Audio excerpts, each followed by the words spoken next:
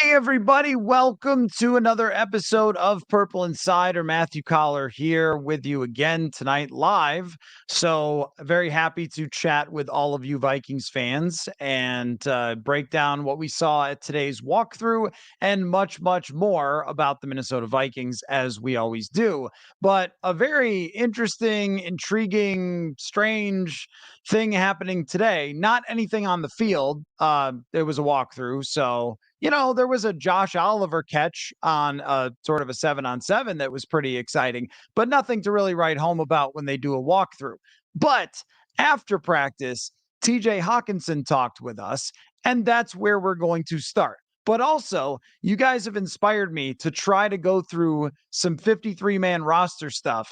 And maybe even we should do at some point like a live try to figure out the 53-man roster together, and then we can debate some of these things because I get messages all the time on how the 53 is going to shape up. I saw our friend Will Raggets put out a 53-man roster. Maybe I should mock one as well. But, TJ Hockenson is definitely the place that we need to start because we spoke with him today and tried to ask questions about what has kept him out of practice and had a very tough time understanding any of his answers regarding why he was out of practice, aside from him saying that he believed he would be ready to go week one. And so it was kind of like four questions in a row of just, how are you feeling? And it was whatever. Okay. All right. Are you going to practice this week? Well, we'll leave that up to Kevin O'Connell. Okay.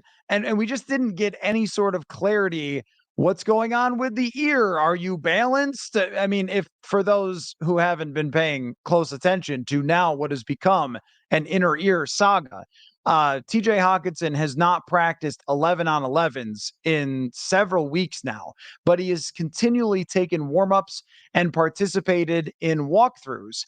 And then when he was asked about what was happening, he answered that it was an ear infection, which would make sense, but it has kept him out for this long. And then he didn't want to comment, it seemed, on any further inquiries about said ear infection, which has left us to wonder what exactly is happening. And of course, the working theory of many, and it hasn't been of this show, but maybe it will be, is that he doesn't want to practice 11 on 11s because he is either in the midst and getting closer to a contract extension, and it is a hold in, which of course, these do happen, or it's something that is more serious than they want to let on. I'm not really sure. But as we go along here, it does feel a little bit more hold in ish. And the question is, if it's a hold in, is it that they're on the cusp and he doesn't want to practice 11 on 11s because they're this close to a contract extension, which I would very much respect? Or is it that they're not making the progress that he wants them to make and he's trying to force that progress, but also doesn't want to completely not practice because that would put him behind, knowing that he's not going to hold out of the regular season? And that's where it's a little odd to me. So you're not going to practice 11 on 11 to try to force their hand, but you're still making it clear you're going to play come the regular season if the contract isn't signed. I'm a little perplexed by the entire situation.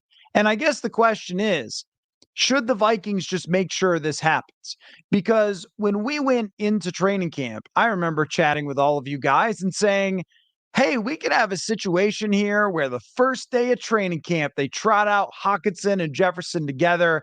They clasp hands and they say, us till 2029 or whatever. We've got 5-year contract extensions. That's 6 years, 5-year contract extensions.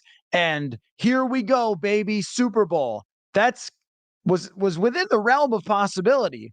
And then when that didn't happen, okay, well, look, some of these take a little bit longer than others. So let's kind of work all this through, and then we'll get to the middle of training camp. And then one day he'll just trot out in front of us and say he's happy to be a Viking for the next 5 years. And so far, nothing, still nothing. So as this lingers on, you do wonder more and more, is it that he is waiting for this contract to be done. Now, I don't have any issues whatsoever with TJ Hockenson doing that. What I find weird is if he's saying that it's an ear issue, like why didn't he pick an ankle, a hammy, a soft tissue? Like how did he come to that conclusion? Or maybe that was something that did crop up earlier and then we're in the point where it's just moved on to I'm not going to work out until I've got the contract extension.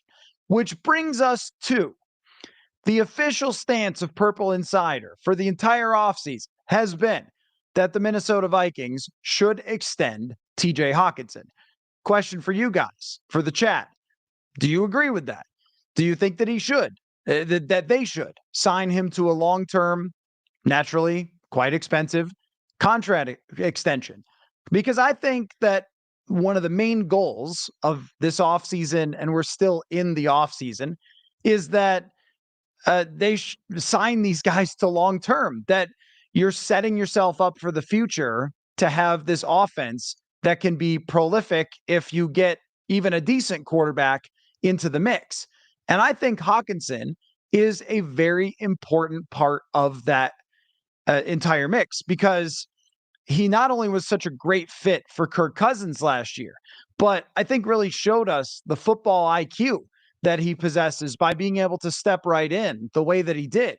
He's been largely healthy for tight ends through his career. He's on the younger side. He's a versatile player who can move all over the field. I would not ask him to be, do you guys remember Lee Smith? Okay, I'll say Jim Kleinsaucer. Lee Smith was this giant hulking run blocking tight end that bounced around the league a bunch. Use him for immaculate grid if you play that game.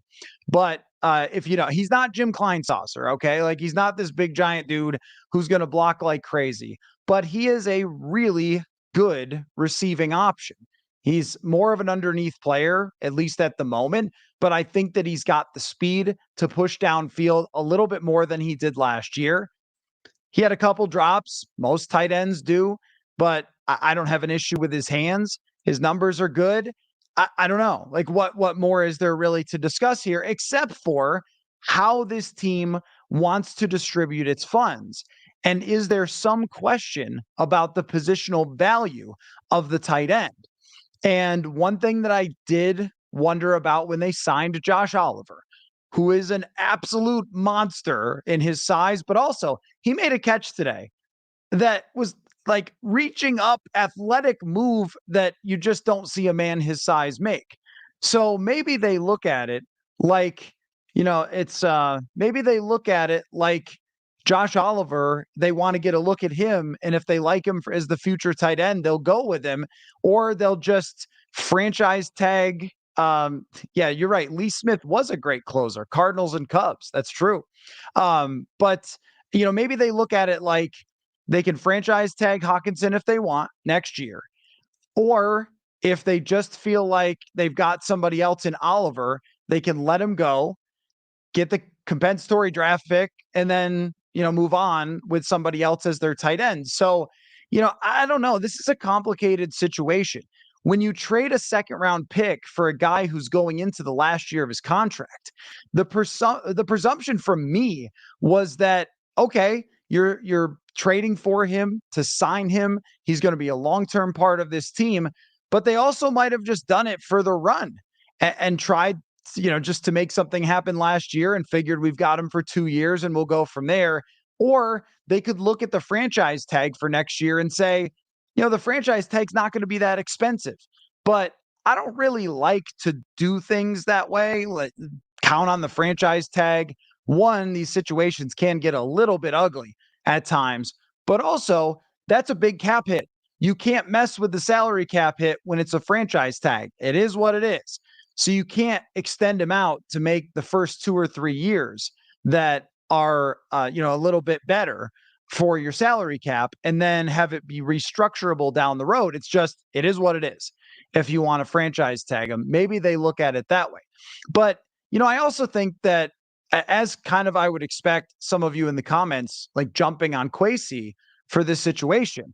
I mean, we're still like what, 20 days from the start of the season. Like this can still play itself out and they can keep TJ Hockenson long term.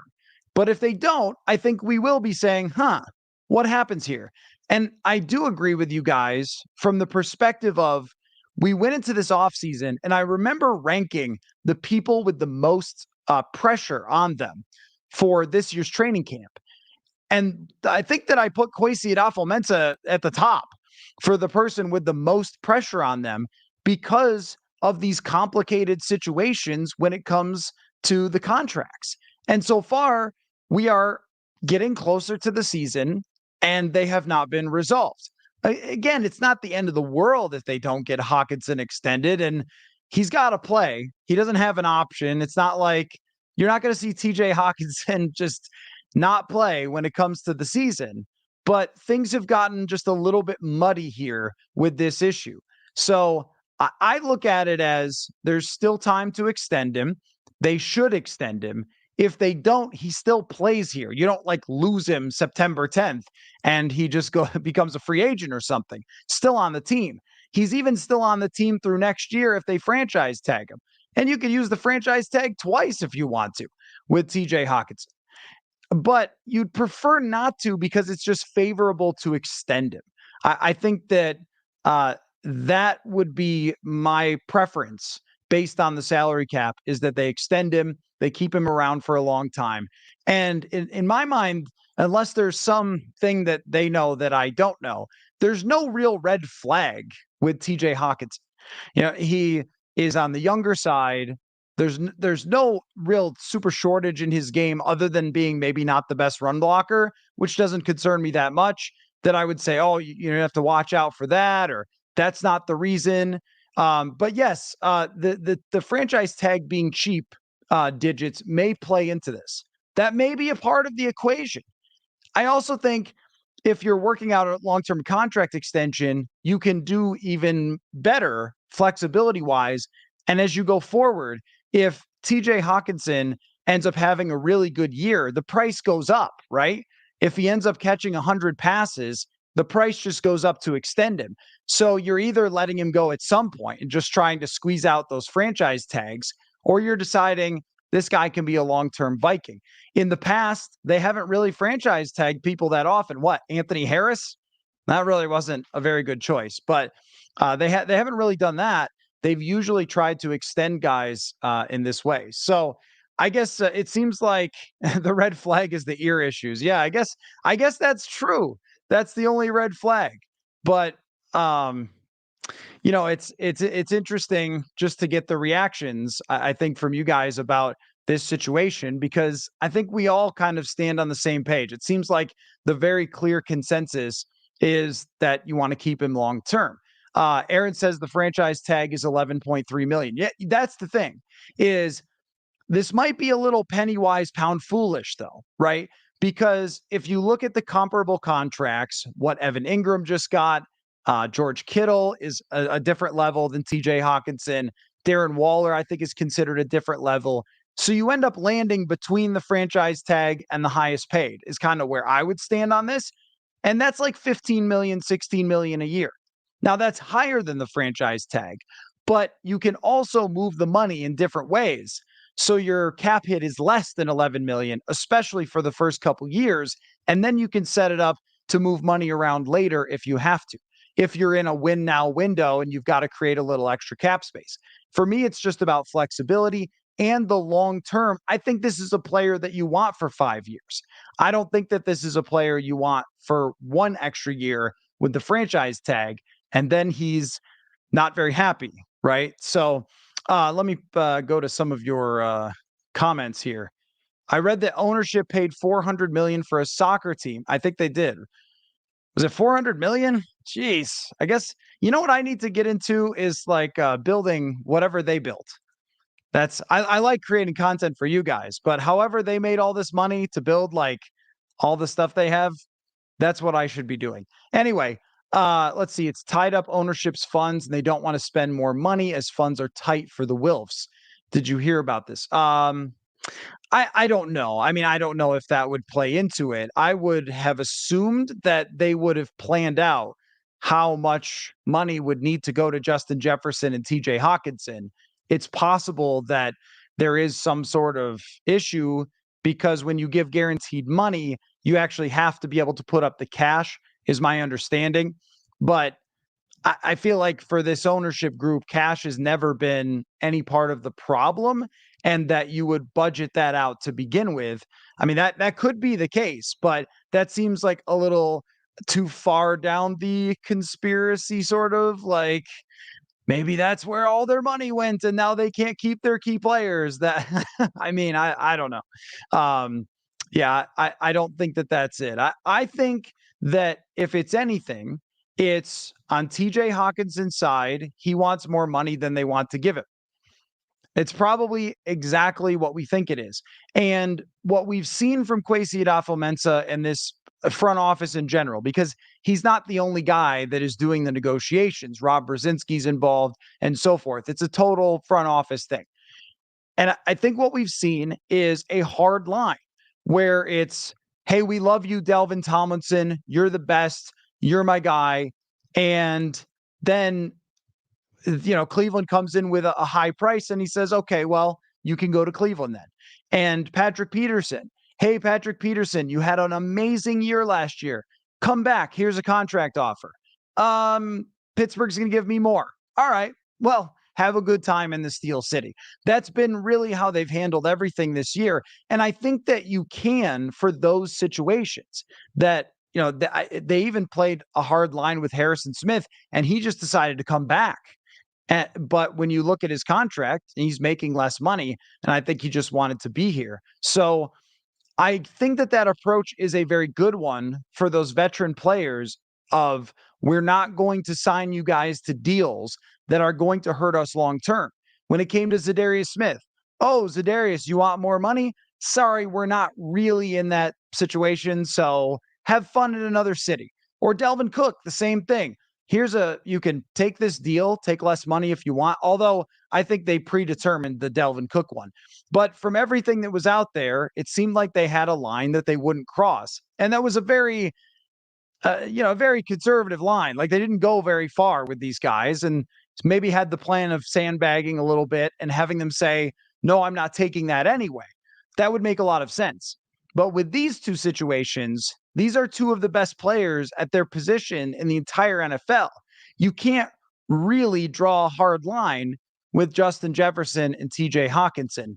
Now, both of them, it's not over if they don't sign, but I think that your nervous level goes from not nervous at all to, and we are talking about a market here in Minnesota that has, I don't know if you guys know this, seen a player or two leave throughout the years. So I think that there's even more of an anxiousness from fans to try to get people locked up so they're not forcing their way out anytime soon. But I think that they've got a line that they don't want to cross with both of these guys. And, or at least, I mean, the line should be way out there with Justin Jefferson, but with TJ Hockenson specifically. And if Hawkinson's side isn't coming over that way, then it's not going to happen. But I think that they're going to have to be a little more, willing to stretch on that with somebody of his talent. But if they decide to go the franchise tag route, it's not over. But I mean, we are talking about somebody who could be good for a long time. So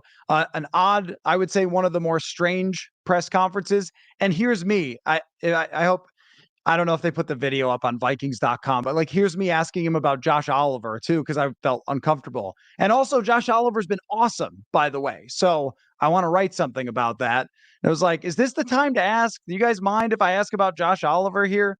But yeah, we'll see. We'll see how that plays out. So anyway, let's see. Can you still franchise tag them if you extend them? It depends on if it's in the contract. The answer is usually yes. But if you look at how Kirk Cousins set up his contract, I believe that Cousins set it up so he couldn't be franchise tagged. But they can put it in their contract. Daniil Hunter, that was one that recently happened. You can't franchise tag me.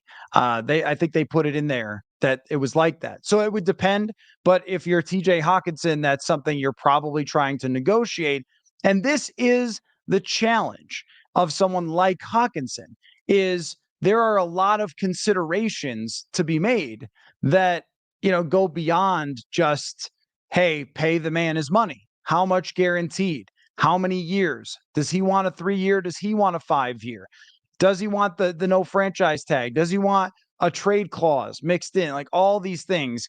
And there's also the possibility that they don't think that he is one of the truly elite tight ends in the league. I think that he is a second tier, but the first tier is going to the Hall of Fame. But there's also a possibility that they just are very shrewd with this and don't want to pay somebody that they don't think is going to be worth that much. I don't know that that should be the case because I think he's very good. From Matthew, how does tagging them affect the relationship between the team and player?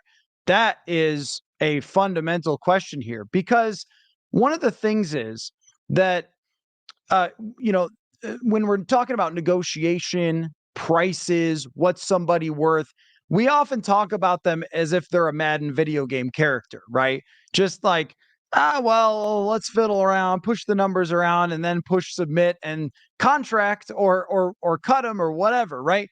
Uh, but that doesn't work that way. There's a locker room, there's a culture, there's a coaching staff, there's all these considerations, and there's your relationship with the player. And I don't think players like to be franchise tagged. I think players like security. They like to get the contract they feel like they're worth.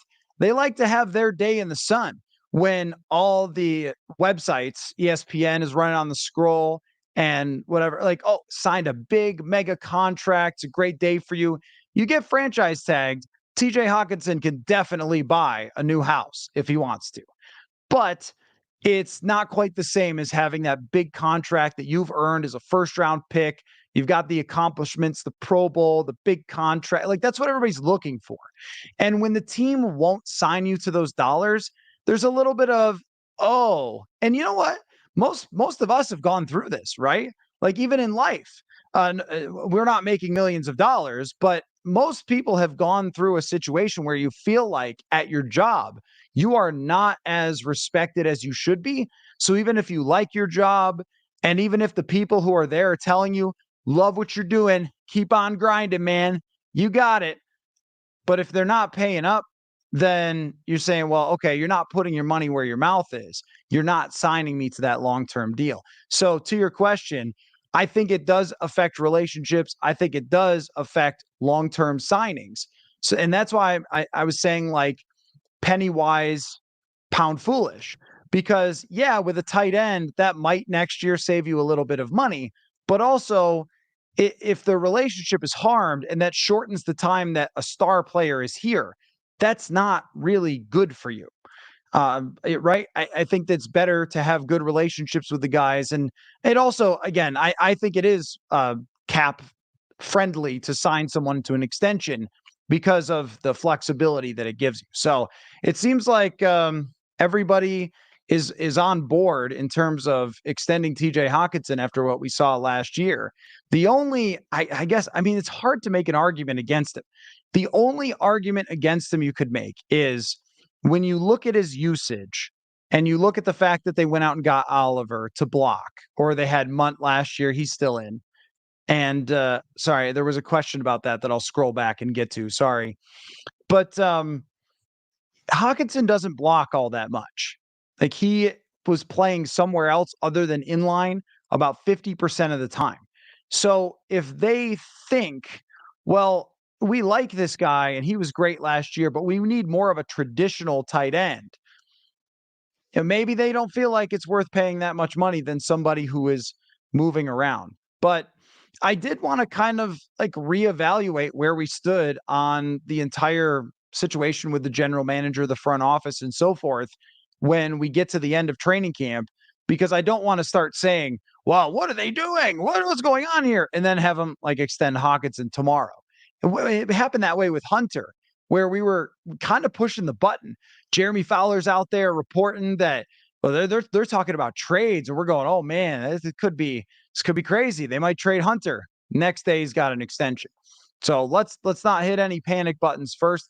But I will say that if you are at the end of training camp and there's no extension for either player, and then we're gonna go, okay, what happened? So what happened?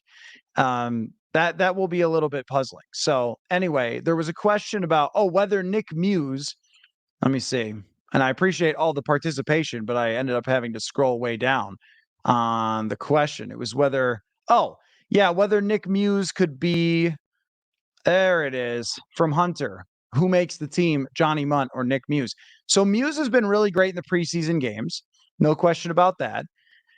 And on my initial 53, I included Nick Muse over Johnny Munt. I am going to change that to Johnny Munt making the 53.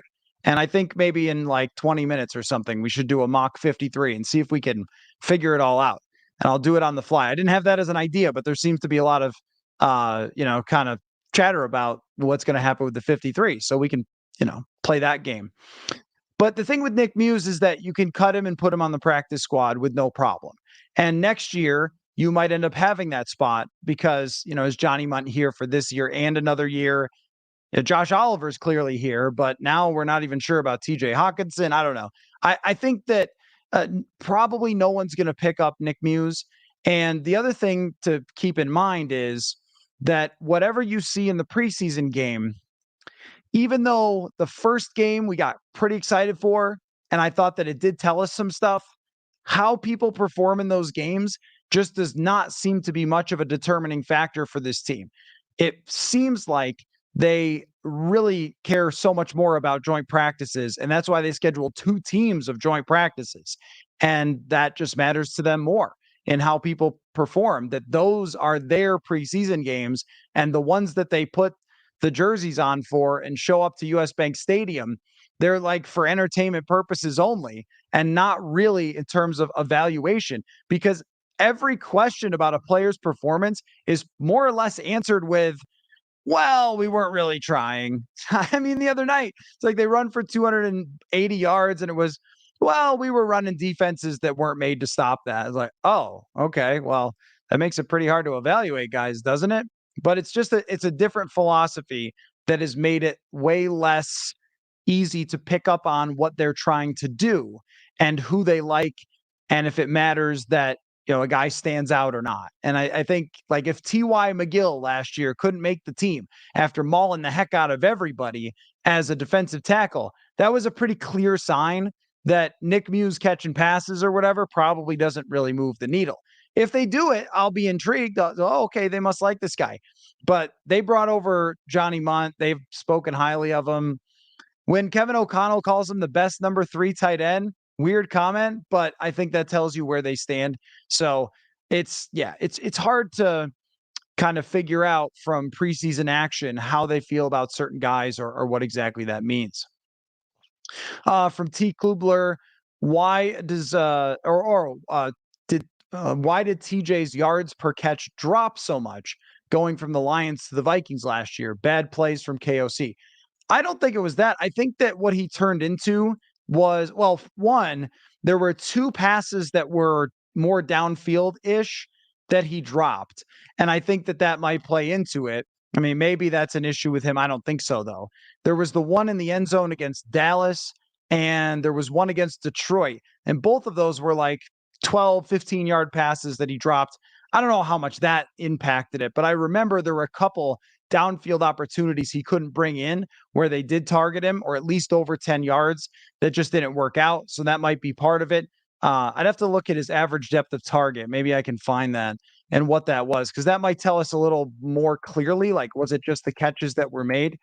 I think more than anything was that Kevin O'Connell likes to send players down the field, receivers, I mean, and he's the underneath guy that was there. Can we get an average depth of target here? Sorry, I'm poking around while I'm talking at the same time. That's not as easy as I try to make it look. I don't ever make it look easy, do I? Let's see. Oh, yeah, here we go. Average depth of target. So, let's see. Last year with the Vikings, what was it? Is this good streaming right here where I just talk and I could show you guys what I'm looking at, but I'm trying to get the little button to move. Okay, there it goes. It wasn't actually that different. Yeah, that's what I thought. So let me see. Maybe I can show this. Hold on. Everybody just wait quietly. We'll get there. Here it is. There's what I'm looking at. Can you see it? Okay, you can sort of see it. There you go. There you go. Now you can see it. So he had, if we look over at the average depth of target for Detroit, it was 8.2 yards. And if I scroll down for the Vikings, it was 7.7. And I think what happened with Detroit is that he had a couple of yards after catch receptions where he got big yards after catch gain, and it didn't happen with the Vikings. But he does have that capability to get yards after catch. So I think that that's kind of what played into it, plus being that security blanket. So could there be an argument that anybody can be that underneath guy? I mean, maybe, but I don't know if I really buy that because I think he's versatile.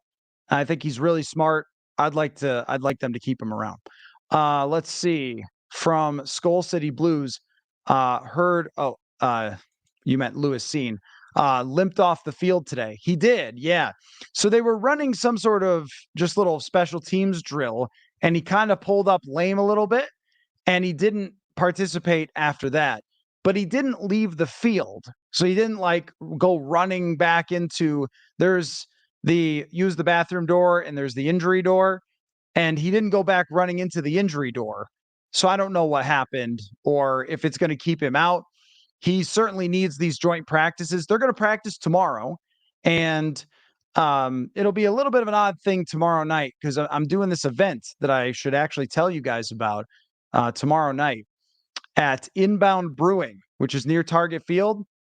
You're going to want to check it out. We're calling it Football Jam. So if any of you guys are out and about tomorrow from 6 to 9, somewhere in that range, Inbound Brewing is where I'm going to be doing the show. I am going to do my best to try to stream the show. We're going to be recording at 7, but technologically wise, I'm hopeful, but it's not a guarantee that I'm going to be able to stream it. So I'll do my best to try to at least maybe record it, but that's what's going on tomorrow night. So if you have a chance, Inbound Brewing from 6 to 9. I'm trying to create like my own immaculate grid game, pick the Vikings. If you show up early, get you, 50% off a beer. So make sure you check it out. But anyway, to your point, yeah, Lewis Seen did kind of pull up and didn't practice after that. And, I don't know what's going to happen there. But there has been a lot of Lewis Seen discussion on the show recently. And I think we've all kind of come to the same spot. This year, at the start of the season, Lewis Seen will not be competing for a starting position. And it will be next year, whether it is the let's call it or not. We are much closer to calling it right now, much closer than we were at the beginning of camp. Because I thought there was like a 50-50 shot that Lewis Seen just showed up, rose to the occasion, took away the first team job, or at least had Josh Metellus' job, where Brian Flores said, man, you're doing so well. I'm going to get you some spot because he's done that with Metellus. So I thought that that was possible. But the fact that that hasn't happened has just pushed us much toward this might not work out. But I'm willing to give it one more camp next year or see what happens throughout the season. He may be pushed into a role. We're just assuming everybody's going to play all the games. Might not happen. But at this moment, it is not trending in the right direction. And if he's not able to practice this week, 2 more vital practices for them, the joint practice, still, that would be not good for him, as it's been not good for a lot of players. So just to kind of run through, and I know I usually start the show this way, but we just got rolling on Hockenson. But just to kind of roll through, Jalen Nailor was working out today. So I think there's a decent chance that Jalen Nailor is practicing this week and maybe gets into the game this week. This weekend.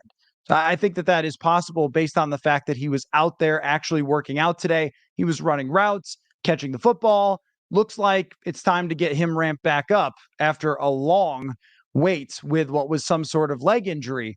But every time, and some of you have pointed this out, every time Kevin O'Connell talks about Jalen Nailor, seems to light up a little. He seems to like Jalen Nailor. We just haven't had a chance to really see it. And because he hasn't been practicing, last year I thought he was fine in practices, got in a couple games, made a couple of plays, but really we don't have an evaluation like he does. So maybe they feel like they like the way that Jalen Nailor handles himself in meetings and understands the offense, and they've just been waiting for him to get back. So it looks like that's going to happen because he was out there today. Jordan Addison was also out there today, but had a red jersey on, which is a non-contact, so what quarterbacks wear. I would assume that I actually don't know if he's still in the protocol or out of the protocol, but just a precaution to wear that.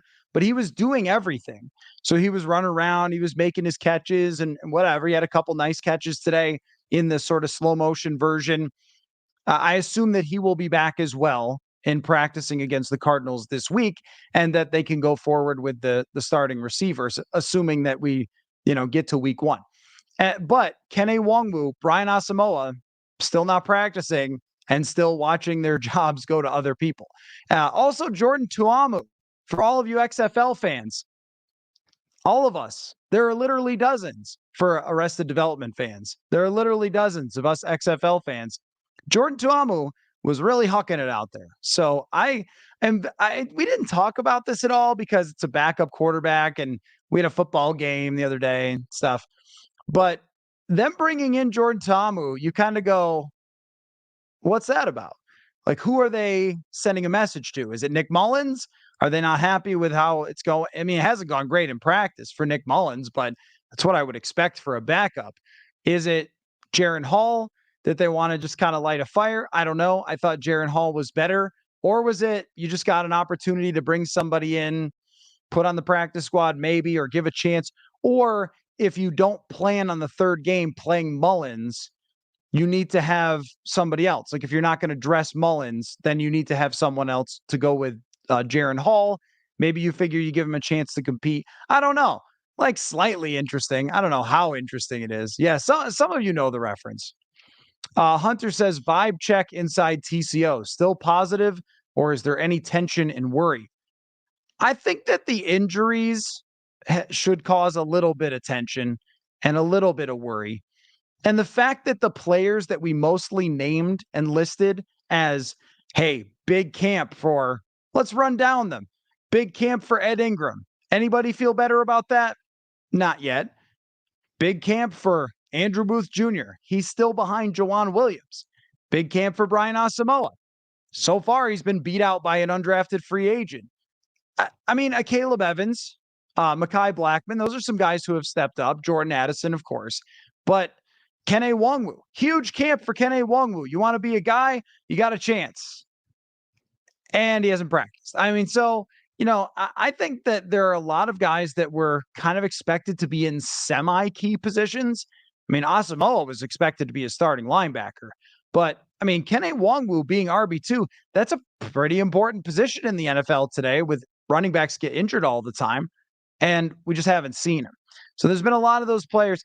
I don't think that changes the reality, though, that most of the defense is healthy and they haven't lost a bunch of guys to major injuries. Right now, you've got Blackman out, not sure how long, not major, according to the report.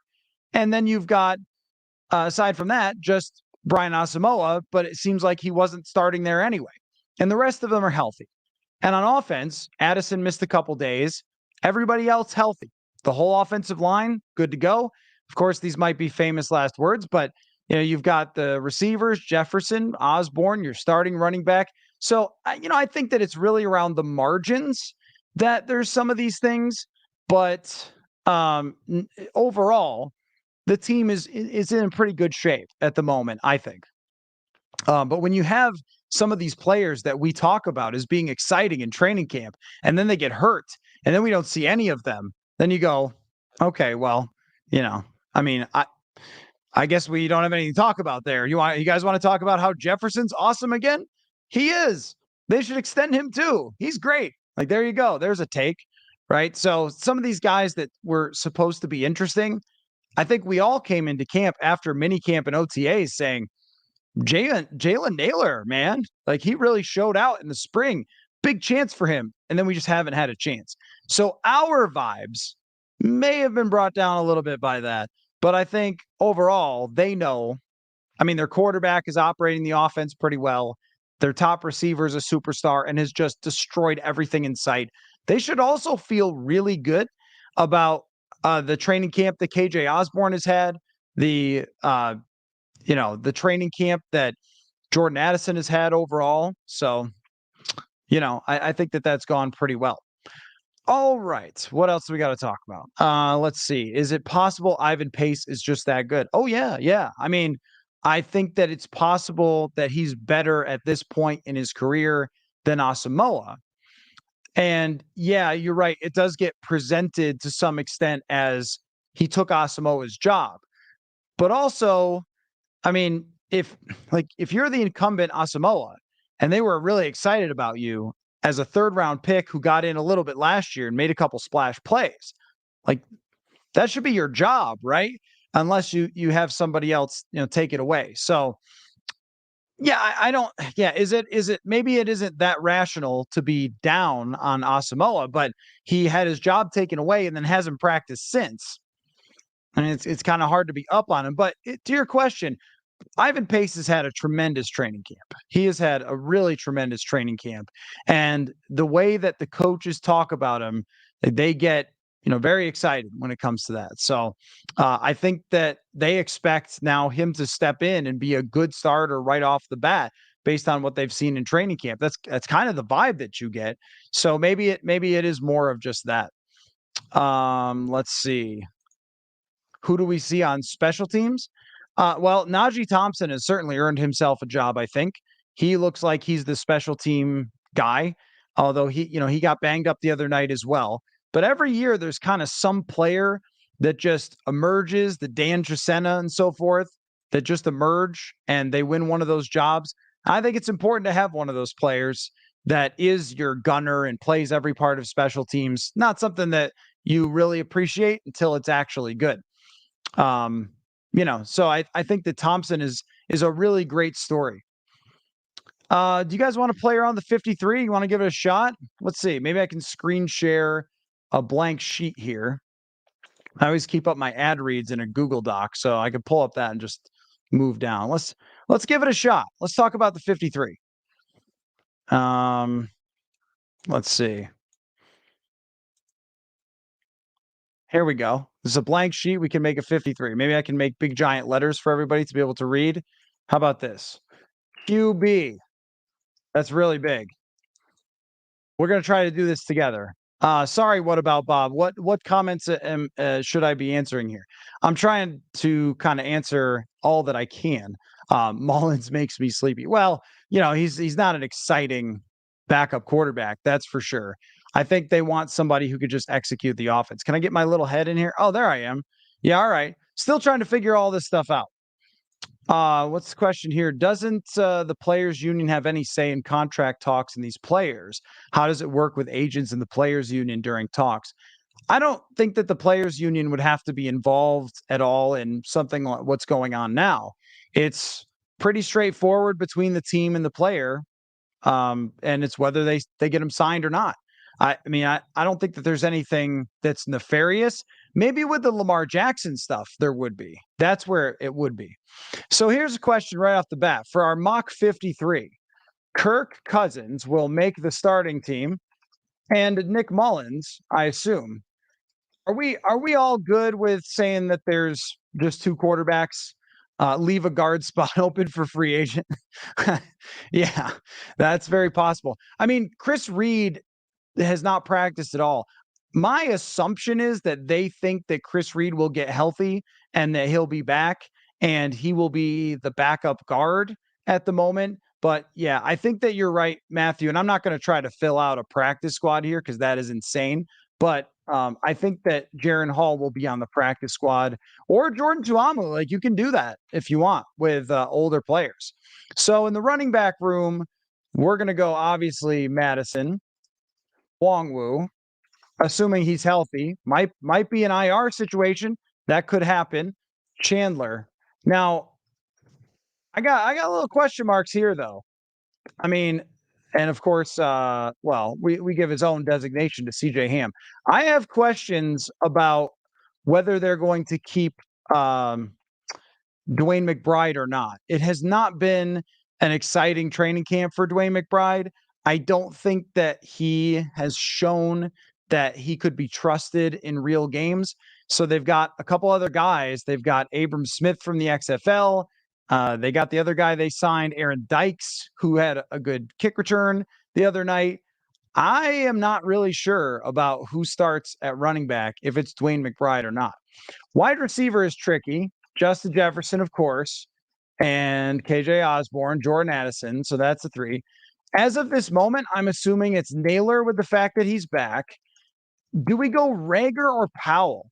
I have been really struggling if it's Rager or Powell. The other night somebody was asking, and I was like, no, it's definitely Rager. He was kind of getting the first team reps, and then I don't know. Like the other night, I thought Powell played well. I think Powell runs better routes, probably catches the ball a little bit better, has had a good kick return. I am really conflicted about that. And I think that Jackson belongs on the team and then Powell. But I could be wrong about that.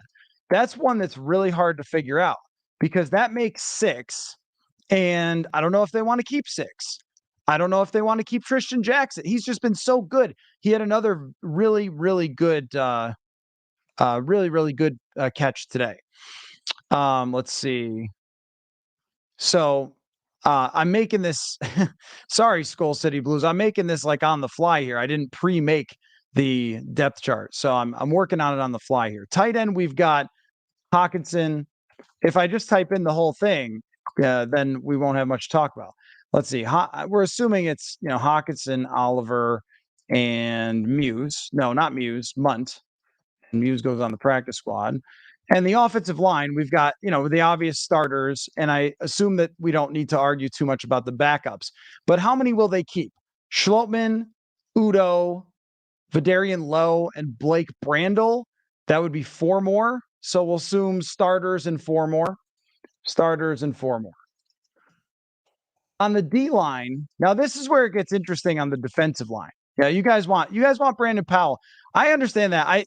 That's where I'm leaning right now, but I swing back and forth with every practice and every game that they play. Because Rager got the first reps in the first preseason game, and then Powell got the first reps punt returning in the last game. So maybe that's where our real competition went. We don't get that competition for the kickers, unfortunately.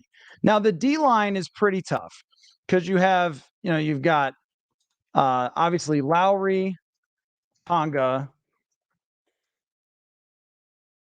Let's see. Sorry, Phillips. I'm switching back and forth between windows here. Do we count outside linebackers as D line? I'm going to do that. Wanham, Hunter. Is this good? Is this good entertainment here? And Davenport. So there's your guys that are going to play regularly. Now, who goes behind them is a pretty interesting question. Because then we've got Asamoah, Sheldon Day, TJ Smith, Ross Blacklock. Bullard is a lock.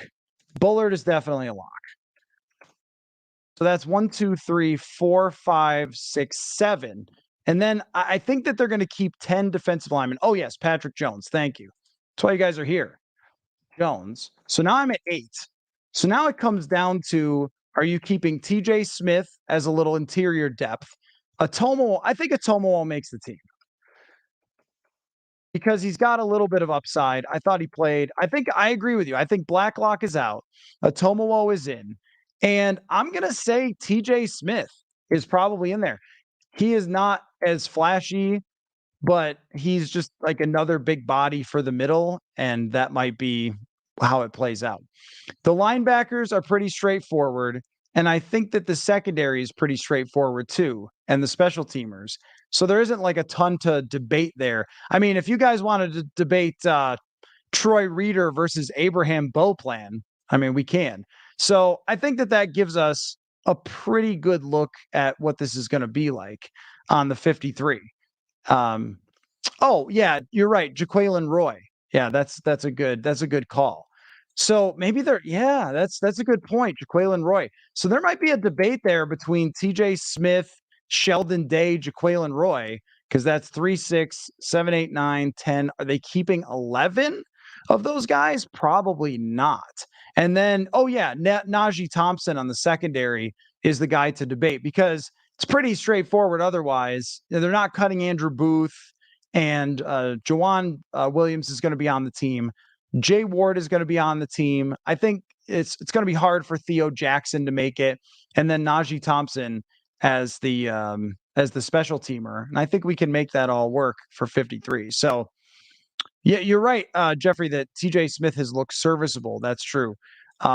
This is just Reader belongs in a library, not on the field. So there's some of the debates that we can run through with the 53. I figured we could just do that on the fly. Maybe I'll put an official one out and put all the work into it so you guys won't have to remind me who's on the team next time. So what else do we want to talk about before we wrap up for the evening? This has been another fun chat, always interesting. But it is kind of, do they keep Tristan Jackson is a real big question for me going into the final cuts. Is it TJ Smith? Do they keep 11 defensive linemen? They usually keep 10. Could make a change there. Do they try to fit Theo Jackson? Do they make room for Najee Thompson? I think that they will. So there's a lot to discuss and break down when we get there. The thing that, oh yeah, Luigi Villain. That's right. See how hard this is? Luigi Villain on the D line. Oh man, that's a good question. So then do you send out TJ Smith or Asamoah Tomowo? That's a good one. Because Luigi Villain's been good, and you do need edge depth because you would only have 4 outside linebackers if Villain isn't there. So, yeah, that maybe it is a Tomowo who's gone. I don't know. I mean, he was playing quite a bit in the preseason game, which is not the greatest sign for him. And maybe they could get him to the practice squad, but he was out there last year, had a couple of plays where he flashed. That D line is pretty challenging. Um, well, you're right here. Before I answer that question, I think if we have to remind you of a player, he wouldn't have stood out in camp. Well, the reason I wasn't thinking of Jaquelin Roy is because he hasn't practiced in a while. So yeah, that is it. Cut Patrick Jones, keep Villain. I don't think so. The fact that Jones was not playing the other night would make me think that he is probably in and probably safe on the roster. Villain, though, should probably be in there just as depth, right? I don't know. I mean, you do need some depth there. They just cut a guy, Curtis Weaver. You've got Benton Whitley. Yeah, I'm not sure. That's good. Let's see. So Jordan says, how should the Viking use the rest of the cap space for this year? Well, I think that ties back into what we were talking about with TJ Hockenson, which is on him. Him and Justin Jefferson, that would be the place that I would start, is just with those extensions that you kind of need to keep some of that cap space available, because the more money you can work into this year, the better. That means you don't have to pay it later, and your team is already formulated, just gives you a little more space down the road to work with. But if they're not going to do that, then, this was something I wrote about, and I have really debated heavily over whether I think they should sign people or not, because there's definitely a part of me that thinks, yeah, I mean, you should sign people. Like, you're here to win, right? Look around the NFC. Can you not win the NFC? I think well, maybe the whole NFC would be hard, but can you not win the NFC North? I think you can, but not if you get Alexander Madison hurt and nobody can play running back behind him. That's going to be tough. Or if your cornerback depth struggles so much, or, a number of other things.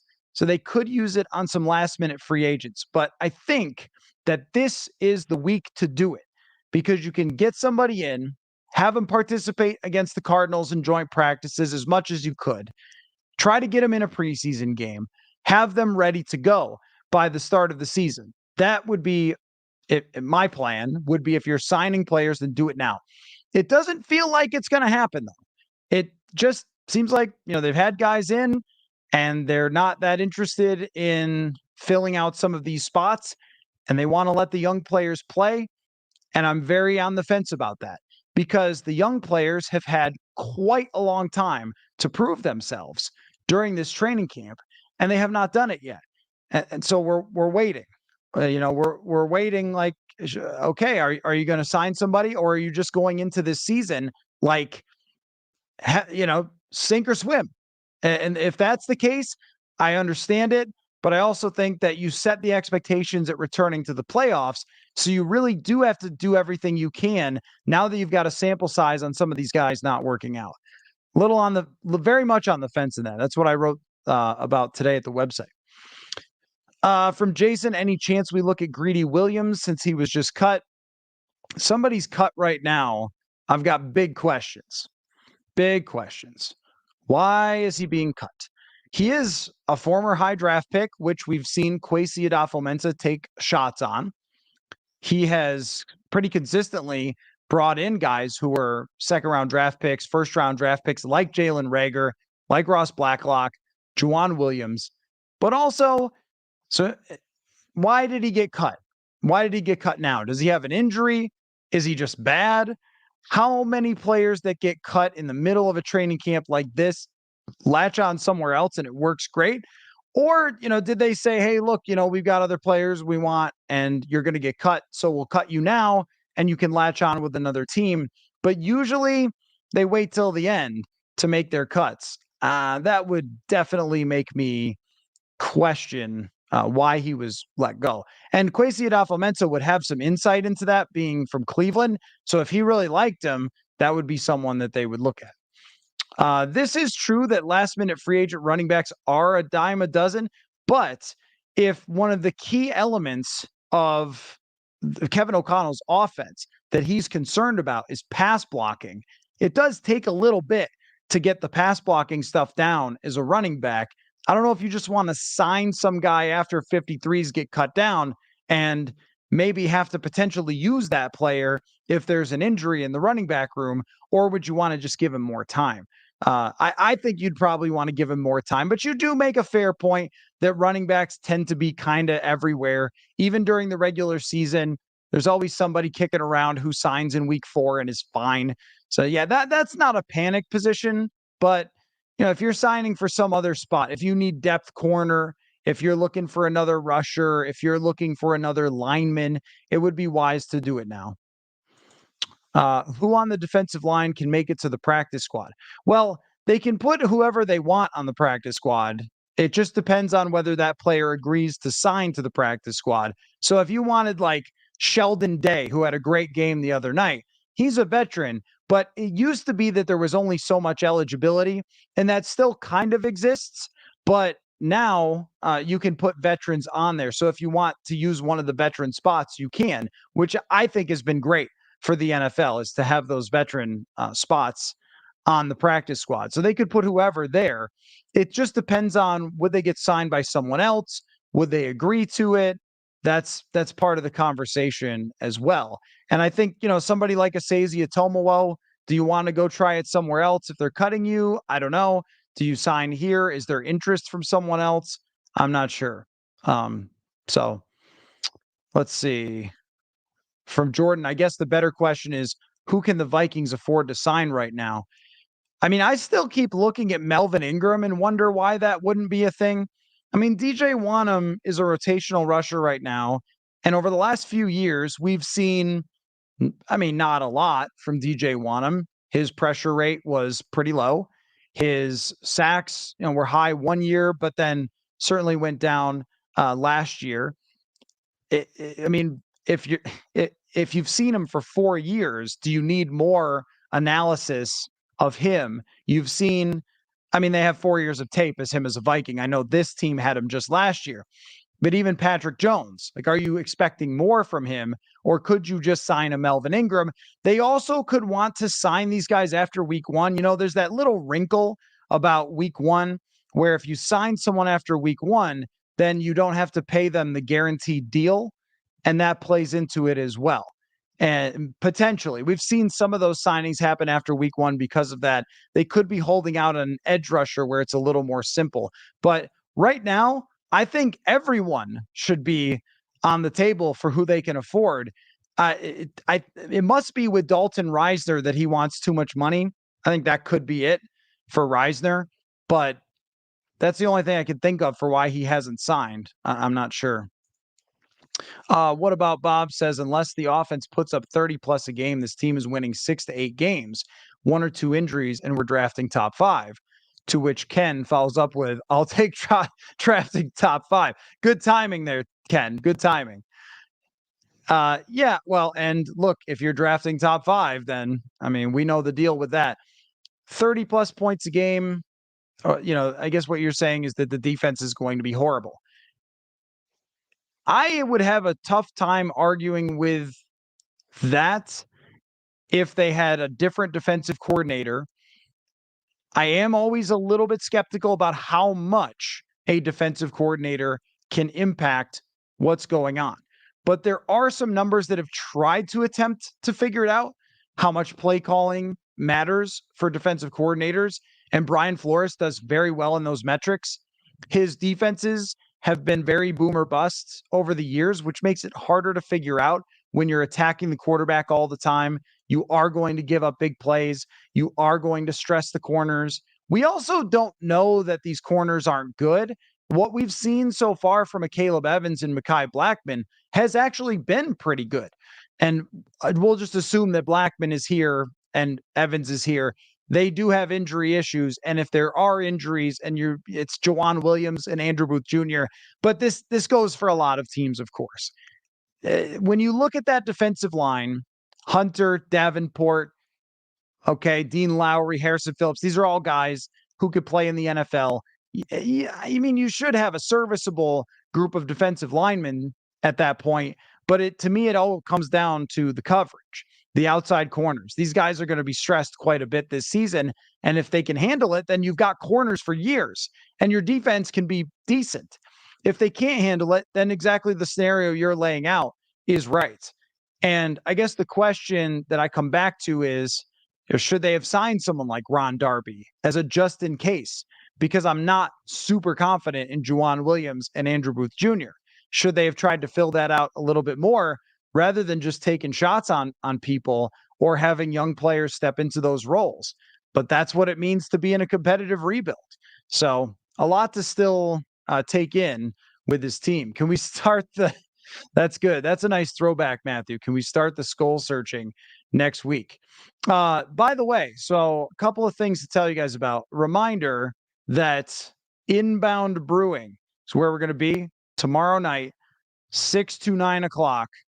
Of course, 6 to 9 had to do it, but 7 to 8 is when I'm going to do the podcast live at Inbound Brewing. So if you enjoy the show, you're in Minneapolis or wherever, it's not that far from St. Paul. It's down by Target Field, easy to park, not hard to find, super nice place. They're gonna have food trucks. It's gonna be hot out. It'll be nice. I'm gonna bring some stuff, bring some mini footballs, bring some posters that got that helmet on them. So it's gonna be a fun time. We're gonna make a whole thing out of it. And I want it to be a simulation of what this is like, where people ask questions and we make it interactive. So that'll be a fun time. That is Inbound Brewing tomorrow night. Also, later this week, I am going out to Circa, which is in Las Vegas. So Thursday, there's going to be a couple shows that pop up live. So keep an eye on for those. But I'll be in Vegas on Thursday and Friday doing some shows out there for the Millions contest with Circa. And that's going to be really fun. Circasports.com if you guys want to find out about that. And also highly suggest Circa as a place to go to if you're going to the game this year in Vegas. That's where I'm going to be, is at Circa. So just want to tell you guys about that before I forgot. I can answer a few more questions here before we wrap up. Does the Reisner, I assume you mean news, ever get leaked about any free agents' wants, or are we just glazed over by football after week 1? Yeah, I mean, sometimes that does. I haven't heard anything. It's just been my assumption that the only thing that would keep that guy off a team would be his own demands. And it's getting pretty late at this point. Is he waiting for somebody to get hurt and somebody to get banged up? Am I going to go on VSiN? Possibly. I don't know. I've gone on with those guys before. That's a very cool network out there. I would like that. I hope that I can meet those guys. And Sean King work for them? I've met them a few times through the years, but I would like to go and meet them. We'll see. But to the point, we will find out at some point about Dalton Reisner. He's either going to sign last minute, he's going to wait for somebody to get hurt and get desperate and pay his price, or he's just going to sit out. I don't know. But I I mean, I wondered, is he not a fit with places? But then I remember that Richie Incognito was brought back to the league. So there's no real standard with that. Um, if teams get desperate and want a guard, they'll go get a guard. I would guess that he's just holding out for his price and hoping that, not hoping, but waiting to see if a team says, you know what, our guard situation is bad. They also might have told him he had to compete in training camp, the Vikings, with Ed Ingram or Ezra Cleveland. And they just decided, or he just decided, no, I don't want to compete. I want that starting job if you're going to give it to me. From Newt, I am less excited for this year based on the talent level. Kwesi did not improve his interior offensive line. Good teams win in the trenches. Now, you're right. Well, so that's a hard one. I mean, I personally would have tried to improve the interior offensive line. I am on your side with that. But if you are going into a year with a clear plan, which is to give a lot of players sink or swim situations, then you have to let it play out. Like, that is what they've laid out here. And again, I would have a parachute. Maybe they thought Chris Reed was going to be that. And he has been a starter in his career in the past. But a lot of situations, the cornerbacks are definitely this. The linebacker, aside from Jordan Hicks, a little bit of the receiver element, the running back for sure. Alexander Madison, sink or swim. We brought you back because we like you, but he's never started before. That's what it means to kind of be in the middle, where they're in between a total rebuild where you've got nothing and a championship caliber contender where it's all veterans or stars or young stars. So they want to find out who's a part of this team in the future while competing. It's a hard thing to do. And sometimes that means starting a guy that you don't think is going to make it. I don't know if they think he's going to make it. I know you don't think he's going to make it, but we'll see. We'll see, because these guys do develop, and that's probably what they want to find out is, can he develop? And we've seen that before. We saw that with Garrett Bradbury last year. I don't know. It's part of the entire direction. It's sort of what they said they were going to do. Also, I know I try not to give this rant very often, but if the reason you're not excited for the season is the guard position, then we're just too far. We've just gone too far. Like, we need a game. We've just gone too far. We've just passed a certain line. Like, if you can't win the division, if you're the Vikings in this kind of division, if you guys are watching baseball this year, this is the NFC North could be the AL Central. They're just not that good, right? Lots of teams that are mediocre. If you can't win the division because of a guard, then you weren't good anyway. This team won 13 games with this interior line last year. Like, you can overcome. We can make it together. They could be a good offense despite a bad guard. That's possible. When you have the greatest receiver on earth, two of the best tackles on earth, three good receiver, like a good quarterback, like, you can do it. You can do it. I really don't think that we need to focus so much on the guard position all the time to the point where it's losing your enthusiasm for the season. What about Bob says, would love to hear your non-Viking writer opinion of the current Vikings team. Take your reporter hat off and honestly say what you think. What do you think? I'm lying to you? Like, I don't know what you mean. You think I'm like, I'm not sure what you think I'm doing here. There's never a moment of me doing this job ever where it's anything but what I think. If I thought they were going to win 5 games, I would tell you guys they're going to win 5 games. I don't think they're going to win 5 games. Their quarterback has never won 5 games. He's always won 7 games or more. So we could start there. And I also think that when you look at Brian Flores' history, you can point to actual data that shows that he has elevated what he has. And when he's had good defenses, they've been great. And when so I think that they should be a team that's in the mix for the NFC North. You have the best wide receiver on earth. You should have a top 10 offense. You should be in the mix. It's not a great NFC. That's not a guarantee. I'm not putting $50,000 on it. I just think that's where they should be. I set my win-losses by the expectation of what they should be.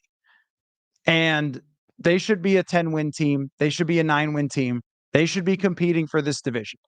I mean, if you think that they're going to be horrible, that's a fine opinion going into a season. None of us know. Last year, I thought they were going to win 9 games. They won 13. They totally surprised me. In 2021, I thought they were going to win 11 games, and they won 8 because they lost all the final games. Nobody really knows. Even those Vegas over-unders, not that predictive of how it actually works out.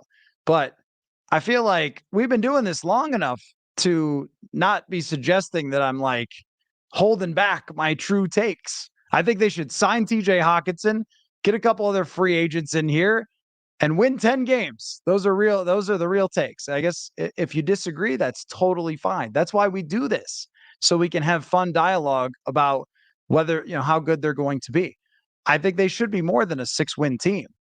And their schedule, we've had a few people come on, talk about the schedule. I think it's pretty challenging, but there are others who think that maybe we're forgetting that they play Carolina, they play Vegas, Tampa Bay week 1. Like, not every game is going to be, super tough. So anyway, I am bringing you the one and only opinions of mine. I don't shut the camera off and then say to the wife, "Boy, got him again tonight." Anyway, and by the way, if you guys have been following for long enough, I mean, at one point, it's like because none of us are afraid to upset the team. I don't know if you think that that's what's going on. I mean, at one point, if anybody remembers the code words rants from back in the day, then you'll know that that's the case. Anthony says time of possession will be so key for us this season. We need lots of long scoring drives to keep our defense off the field as much as possible. Yeah, where I think that's really important, because I think it's hard to say, like, yes, time of possession, but if you run more, then are you kind of doing an inefficient thing and giving the ball back anyway, right? Where I think that's really important is when you are, say, up by like 10 points in the third quarter, your win probability is like 85%, 90% at that point. You're up at that. You get the ball back up 10 points. This happened to the Vikings, I don't know how many times, or whatever, touchdown, 2 touchdowns last year. And they'd go 3 and out, give the ball right back. That is what can't happen.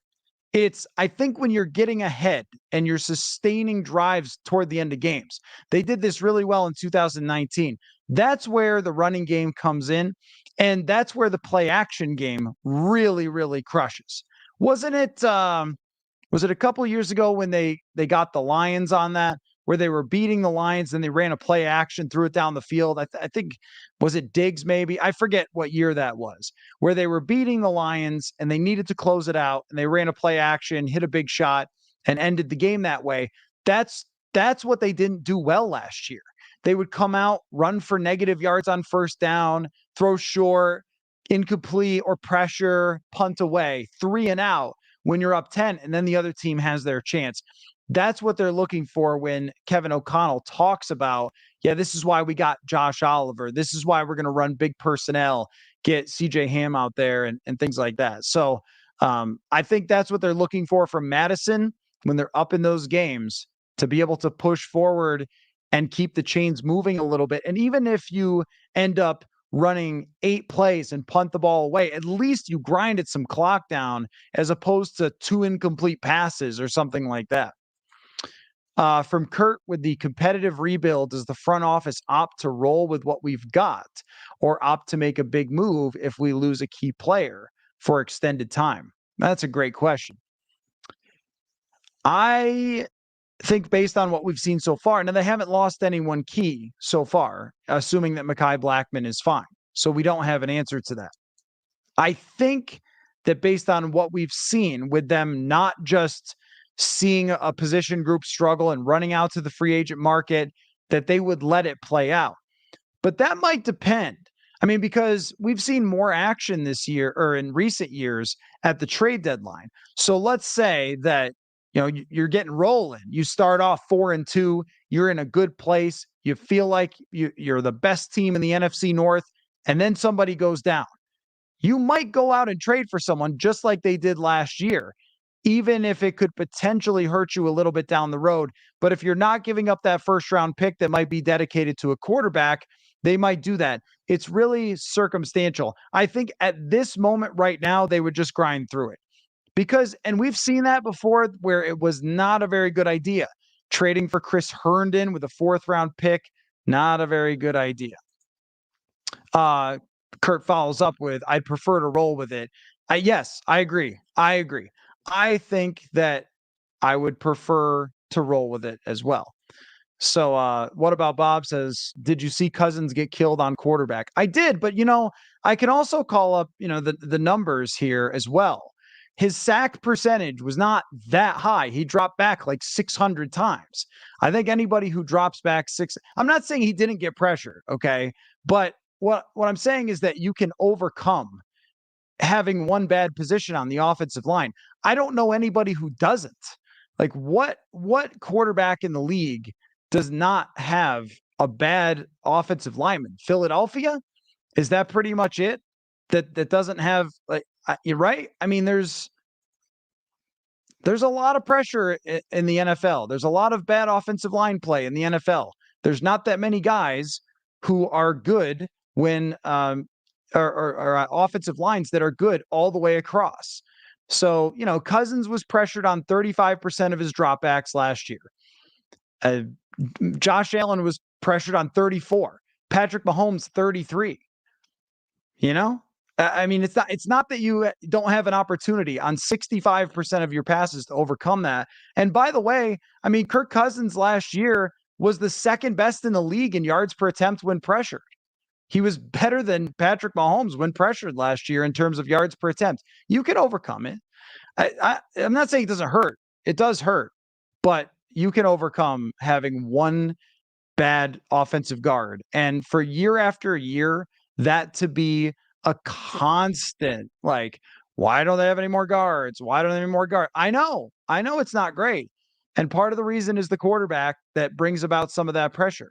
But if you end up with the 17th best offense in the league or something, I don't think I could just look at the guard and be like, oh, it's his fault, because there are a lot of not great guards. Delton says they had the most 3-and-outs in the NFL because they had the 2 worst guards.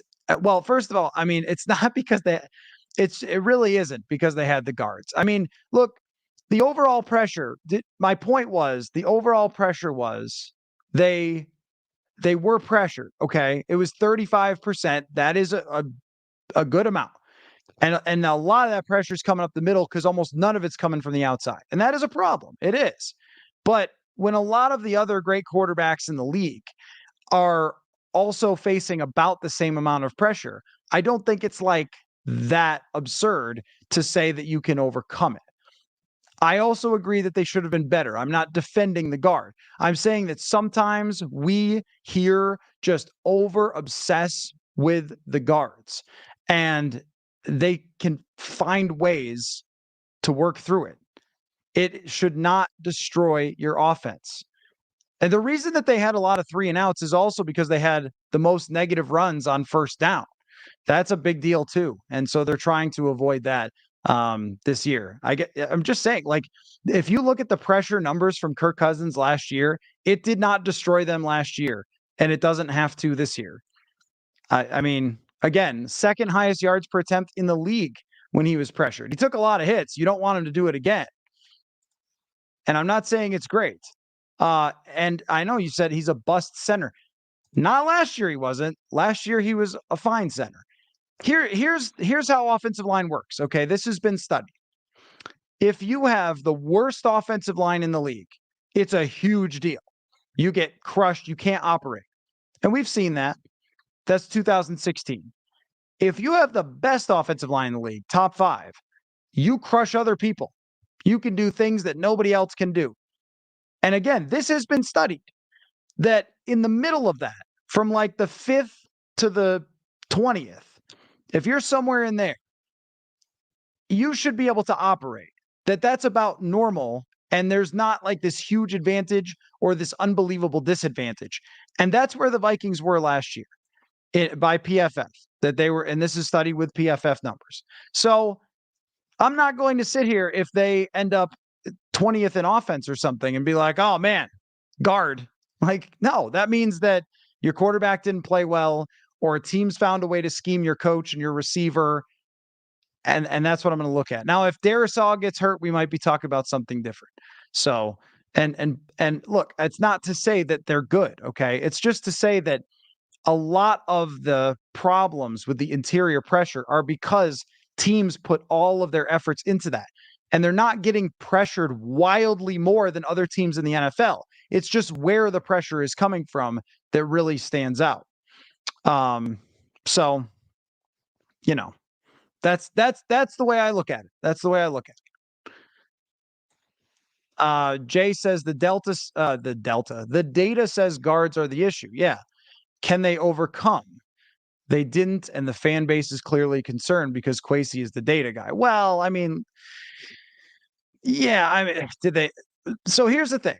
When you draft Ed Ingram in the second round, and again, this is not me saying I believe Ed Ingram will be great, but you are more apt in a situation such as this, where you're trying to find out who can play in the future, if he can play. And you, having just seen Garrett Bradbury have his best year a couple years into his career, you have to give some of these guys time. There's examples all over the league of guys who were really bad in their first years as rookies. DJ Humphries is a guy who was a tackle. Colton Miller is a tackle. There's a number of players. If you look up rookie guys where they ranked in pass blocking, and then you go into a situation as Ingram, and again, not defending him, you go into a situation where you have two great tackles, which means everybody's attacking these guards, especially with the fact that they're inexperienced, or that especially Ingram was inexperienced. So he's going to give up a lot of pressures. But you also know that. It's not like it's surprising to you. It's not that it's surprising to the quarterback, to the head coach, the person who's drawn up the scheme. You have to figure out a way to work around it. Every team in the NFL, outside of about 5, has a weakness somewhere on their offense. But all I'm saying is that it's not an excuse for why your offense can't be great. You need to find a way to overcome that. And I don't also look at it as some massive general manager failure. For the last regime, I do. And it's different, though, because this is a different approach. So if we were going into this season where it's all in, and look, last year, this is a different criticism. Last year, you can absolutely criticize them for that. And I would agree with you, because why did you draft a guard to take on all this tough competition throughout the season? Quinnen Williams, Dexter Lawrence. Why do you draft a guard in the second round, back end of the second round, with no parachute behind him? You cut Jesse Davis or trade him for nothing to Pittsburgh. You never try Chris Reed there. I would agree with that criticism. But when you've decided as a team, as an organization, that what you're going to do is you're going to give the young players all the chances in the world to figure it out, then that's what they're doing at guard, even if I don't completely believe it's going to work. But that's what they're doing.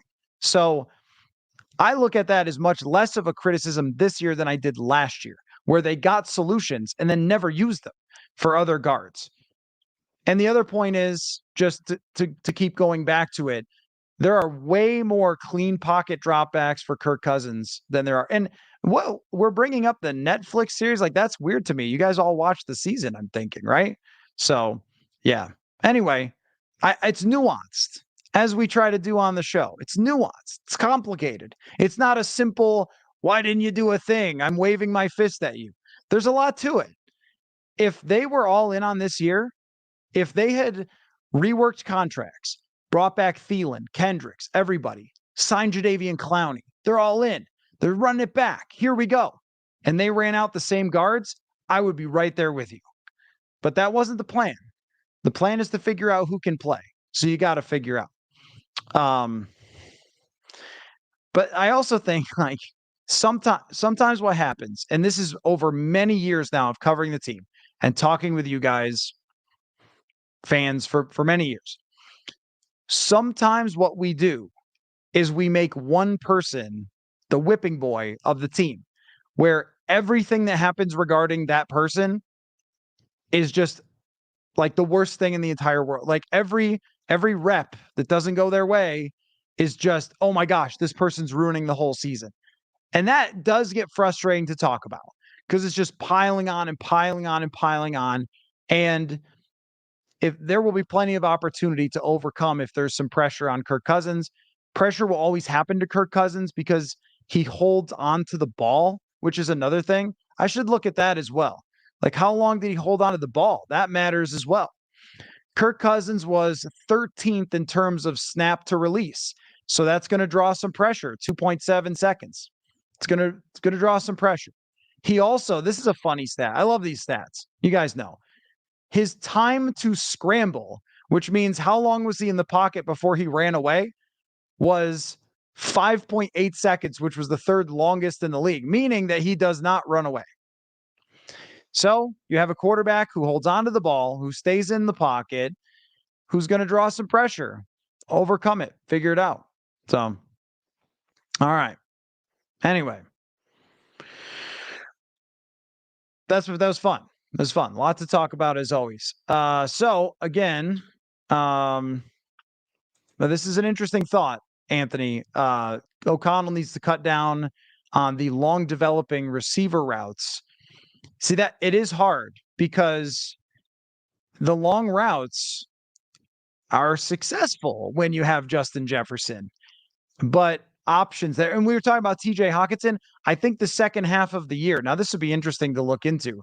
This is why the data can be really fun and maybe we can figure this out. But I'd be curious if the second half of the season he got beat up as much as he did in the first half. When did they get Hockenson? Maybe week 10? I wonder if he got pressured less after that because it felt like he just had a guy to go to in TJ Hockenson, or if he had the ball less. I'm going to look this up before we go, just because I can. Let's see. You know what? Nope, didn't change at all. He was still pressured 36% of the time, but interesting to look. I agree with you in general that there just needs to be options, whether it's pass protection, whether you're finding ways to help the interior. That has to be addressed more than it was last year. There's only so much you can change when it comes to a scheme throughout the year, but in the summer you can. So they've got to implement ways to help the interior, whatever that might be. Even if it's somebody in motion or somebody in the backfield, I don't know, something. Figure it out. And with Cousins, he's going to have to get rid of the ball quicker sometimes than maybe he wants to, or even that Kevin O'Connell wants him to when the pressure is coming. He also made a lot of great throws when the pressure is coming.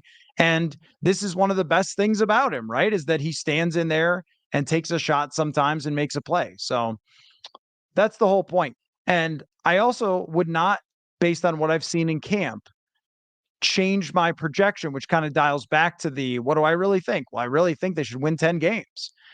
I don't know if I'll be right because I never know what's going to go right or wrong throughout a season, just like none of us do. That's why I don't gamble. But I am going to Vegas. It's funny how that works. But that's why I'm not a big gambler, because I don't know how it's going to play out. I've seen it go either way. I thought that 2021 team was going to be good, and they weren't because Mike Zimmer, Kirk couldn't get along, end of games they couldn't finish, things like that. So, yeah, I do agree with you, though, that the tight end blocking should help them to some extent. All right. Any of you in Minneapolis, you want to come say hello? Inbound Brewing. Inbound Brewing. Remember it. It's by Target Field. It's a very cool place. Tomorrow night, 6 to 9 o'clock. I will do my best to see if we can figure out a way to stream it, but I'm not really sure technologically. If not, Jonathan and I are still going to do a Hot Routes episode for tomorrow night that'll be on the channel. So we'll be doing that. We're going to record that early in the day.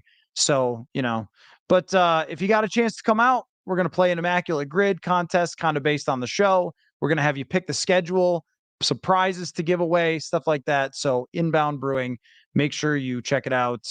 22nd, 6 o'clock is when it starts. 7 o'clock is when I start doing the live podcast. Maybe I'll bring the setup No, you guys are very split on the setup. Some of you have said I need to make more changes. It's always a work in progress, but I kind of like it. All right. Great stuff, guys. Really appreciate all the energy tonight. And you guys bring it every night. So we will see you again very soon. Football.